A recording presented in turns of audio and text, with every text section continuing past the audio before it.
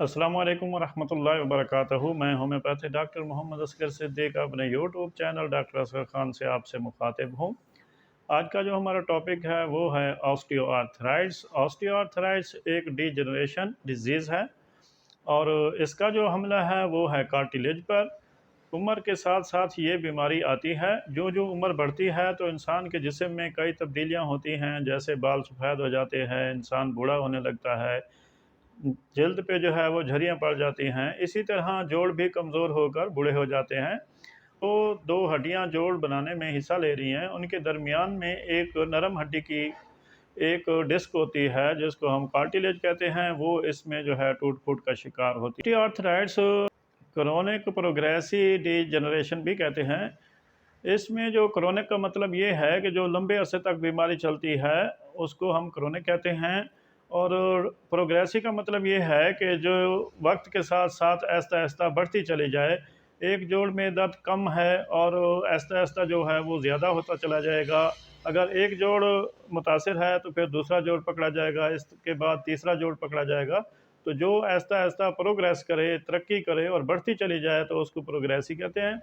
इसी तरह जो है डीजनरेशन का मतलब है टूट फूट, यानी इसमें जो जोड़ों के अंदर टूट फूट होती है तो उसको हम डीजनरेशन कहते हैं। इसी तरह दो हड्डियों के दरमियान जो नरम हड्डी की एक कार्टिलेज होती है वो वक्त के साथ साथ जो है वो घिसती चली जाती है और हड्डियों का दरमियानी जो वक्फा है, गैप है, वो कम होता चला जाता है। और जब उम्र 50 साल से आगे बढ़ती है तो फिर इसका गैप जो है वो बहुत ही कम रह जाता है और ये टूट फूट का शिकार होती है, जिसकी वजह से जोड़ों के अंदर आहिस्ता आहिस्ता दर्द शुरू हो जाता है। ये दर्द भी वक्त के साथ साथ आहिस्ता आहिस्ता बढ़ता चला जाएगा। एक जोड़ मुतासिर होगा, फिर दूसरा जोड़ पकड़ा जाएगा। इसमें जो है सबसे पहले घुटने के जोड़, जो बड़े जोड़ हैं वो मुतासिर होते हैं, फिर हिप बोन के जोड़ हैं, फिर जो है थंब जॉइंट्स जो हैं ये मुतासिर होंगे।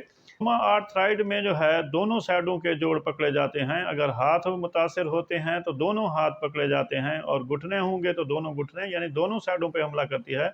ऑस्टियोआर्थराइट्स में ये नहीं होता, इसमें कोई ना कोई एक जोड़ पकड़ा जाएगा। कोई सबसे पहले जो है वो घुटने के। ऑस्टियोआर्थराइट्स में जब हम ईएसआर का टेस्ट करवाएंगे वो भी नॉर्मल होगा, और जब आरए का टेस्ट करवाएंगे वो भी नॉर्मल होगा, और इसमें यूरिक एसिड का टेस्ट करवाएंगे तो वो भी नॉर्मल होगा।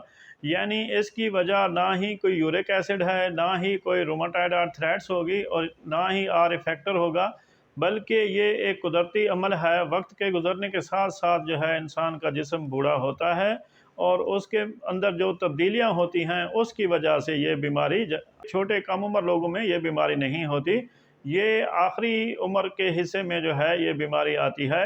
और मर्दों के मुकाबले में ये औरतों में ज़्यादा होती है, क्योंकि औरतें जो हैं मेनोपॉज के बाद जो हार्मोनल तब्दीलियां होती हैं उनसे उनसे उनकी हड्डियां जो है वो जल्दी कमज़ोर होती हैं और वो इसका ज़्यादा शिकार होती हैं। इसके मुकाबले में मर्द जो है वो ज़रा स्ट्रॉन्ग होता है, तो वो वक्त लेता है कमज़ोर होते होते। तो इसके अलावा जो है जो मोटे लोग हैं उनका जो एक्स्ट्रा वज़न है वो घुटने के ऊपर पड़ता है, और वहाँ जो कार्टिलेज है वो टूट फूट का शिकार होती है। और ये लोग, मोटे लोग जो हैं, ये जल्दी इस मर्ज़ में मुब्तला हो जाते हैं।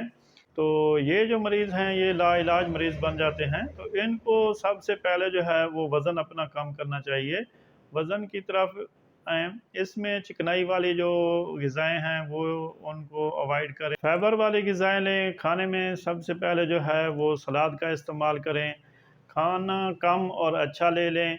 दूध का 1 गिलास जो है वो डेली इस्तेमाल करें। सुबह को हल्की हल्की धूप में बैठें ताकि विटामिन डी जो है वो पूरा हो आपका। सब्जियां और फ्रूटों का ज़्यादा इस्तेमाल करें। इसके अलावा पेन किलर और स्टीरॉयड वाली जो मेडिसिन है उनका इस्तेमाल ना करें, इससे मज़ीद जो है वो हड्डियां कमज़ोर हो जाती हैं। इसी तरह सीढ़ियों पे चढ़ने से गुरेज करें। अगर लाजमी है तो फिर इस तरह करें कि एक कदम पे जो है पहले एक कदम रखें, फिर दूसरा कदम भी उसी स्टेप पे रखें। इस तरह ग्रिल के साथ आसरा लेकर आहिस्ता आहिस्ता ऊपर चढ़ें। माउंट का इस्तेमाल करें।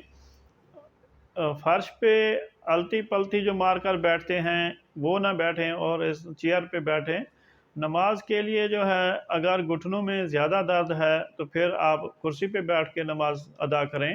अब हम इसके इलाज की तरफ आते हैं। तो इलाज में जो है सबसे पहले हम देखते हैं कि हड्डियों को ताकत देने वाली मेडिसिन जो है वो कौन सी हैं, जिससे हड्डियों को जो है वो ताकत मिलेगी। तो उनमें सबसे पहले जो है वो है औरामेट है, कल्केरिया फास है, कल्केरिया कार्ब है और इसके अलावा सलीशिया है। ये मेडिसिन जो हैं ये हड्डियों के अंदर ताकत भर देती हैं और हड्डियों को मजबूत बनाती हैं। अगर हरकत से दर्द में इजाफा होता है, ड्राइनेस भी है यानी खुश्की भी है, तो फिर ब्रायोनिया इस्तेमाल करें। जोड़ में हड्डियों के ऊपर जो है ऑस्टियो फाइट्स बन गए हैं, उभार बन गए हैं या ग्रोथ आ गई है, तो फिर उसको सही करेगी कल्केरिया फ्लोर। अगर कल्केरिया फ्लोर रह जाती है तो हम उसको देंगे हिकला लावा। ऑस्टियोआर्थराइटिस में लेगामेंट्स कमज़ोर हो जाते हैं और फिर जो है कनेक्टिव टिश्यू वो भी कमज़ोर हो जाते हैं और उसके बाद जो है मसल भी कमज़ोर होते हैं। तो इसमें जो है फिर हम देंगे रूटा।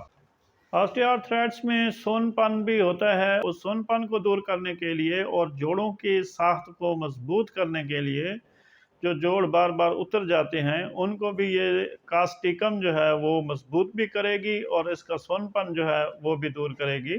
जोड़ों के ऊपर जो गांठें बन जाती हैं उनके लिए है फार्मिका रूफा। और अगर घुटने के जोड़ सोजिश कर जाएं तो फिर जो है उस पर हम देंगे बेलाडोना और एपिस्मेल्फिक।